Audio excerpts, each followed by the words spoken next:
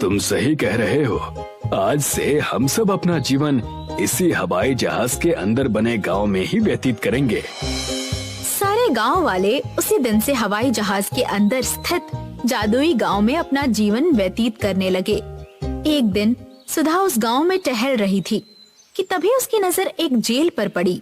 सुधा चौंकते हुए मुखिया से कहती है, मुखिया जी, जादुई गांव में इस जेल का क्या काम है?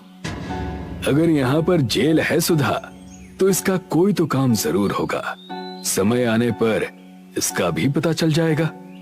इधर एक दिन जमींदार आर्यन से कहता है, समझ में नहीं आ रहा आर्यन कि वो सारे गांव वाले कहाँ चले गए।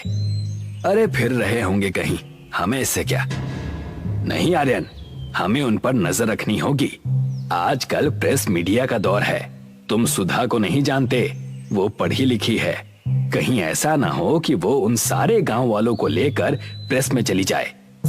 मैंने उन सारे गांव वालों को वहीं जाते हुए देखा था जहां पर मेरा खंडहर हो चुका हवाई जहाज पड़ा हुआ है। चलिए चलकर देखते हैं। कुछ ही देर में आर्यन और जमींदार उस स्थान पर आ गए। ये मैं क्या देख रहा हूँ जमींदार? ये मेरा हवाई जहाज तो नहीं है। ये तो बहुत ही सुंदर हवाई जहाज है। इसी बात ने तो मुझे भी आश्चर्य में डाल दिया है।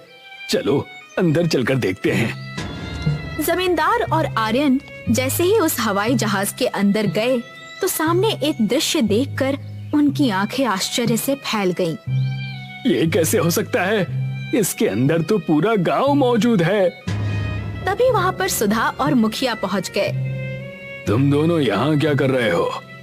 मुखिया ने इतना कहा ही था कि तभी रंग बिरंगी किरणों के साथ वहाँ पर राजेश प्रकट हो गया।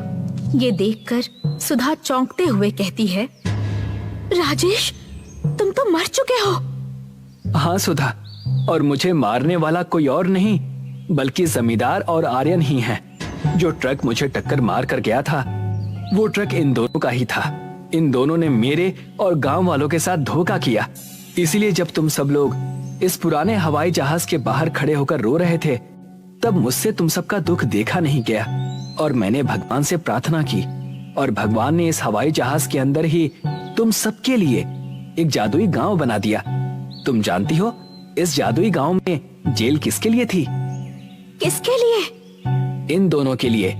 अब ये जीवन भर इसी जादुई गांव की जेल में रहेंगे, भूखे प्यासे, ताकि ये बाहर की दुनिया में किसी को भी मूर्ख ना बना पाए। राजेश ने इतना कहा ही था कि तभी जमींदार और आर्यन ने स्वयं को जादुई गांव के अंदर बनी हुई जेल में पाया और राजेश रंग बिरंगी किरणों के साथ गायब हो गया। जमींदार और आर्यन ने फिर अपना सारा जीवन जादुई हवाई जहाज के अंदर मौजूद जेल में ही बिताया।